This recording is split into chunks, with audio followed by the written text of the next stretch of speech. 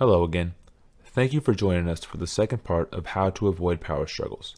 Today we are going to talk about what to do if you have engaged in a power struggle with your child. Remember, power struggles will happen and are a normal response by children experiencing stress and anxiety with all the big changes to our daily lives and routines. You are not alone. Please make sure to grant yourself grace and patience. You too have had many changes and challenges you are dealing with while addressing your own anxiety and stress surrounding the pandemic. We can do this together. So what should you do if you find yourself engaged in a power struggle with your child? The hardest thing to do when responding to a child trying to engage you in a power struggle is to not take the bait. A calculated power struggle can sometimes make it challenging for parents not to engage, especially if they're having a hard day, which we all do. In order to disengage from a power struggle, one or more of these helpful tips may need to be used. Take 5 to 10 deep, cleansing breaths. Use a calm, quiet, and almost monotone voice. Make sure to relax your body, uncross your arms, take your hands from your hips, and resist the urge to shake your finger at the student.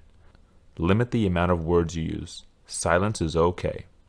Allow for wait time after each statement so that the child may process the information in their heightened phase. Attempt to hide your frustrations and use positive words. For example, sit down now and finish your work, compared to, once you are seated, I can help you.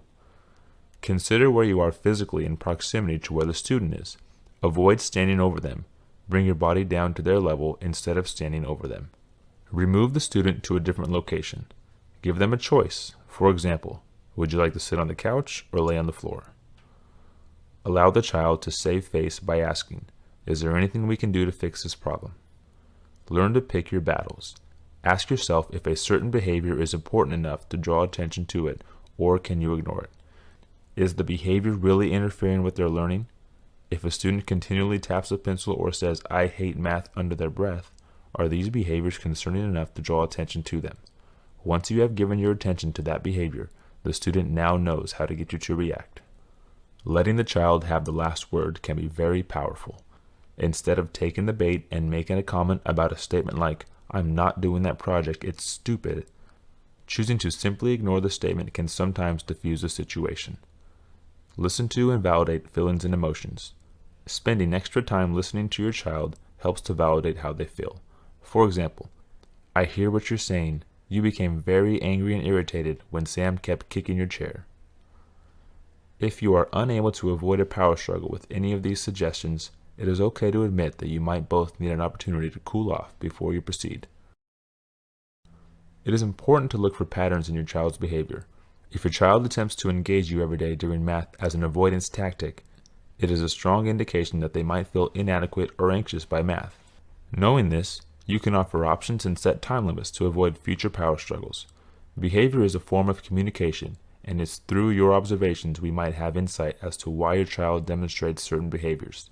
If your child continues to engage in power struggles while distance learning, at your discretion you may determine that your child may need a consequence. Consequences can include the loss of a privilege or activity or a timeout. If you determine your child needs a timeout, the timeout should have been practiced with your child prior to using the timeout. Remove your child to a predetermined space. Once your child's body is calm and their voice is quiet, the adult should set and run the timer.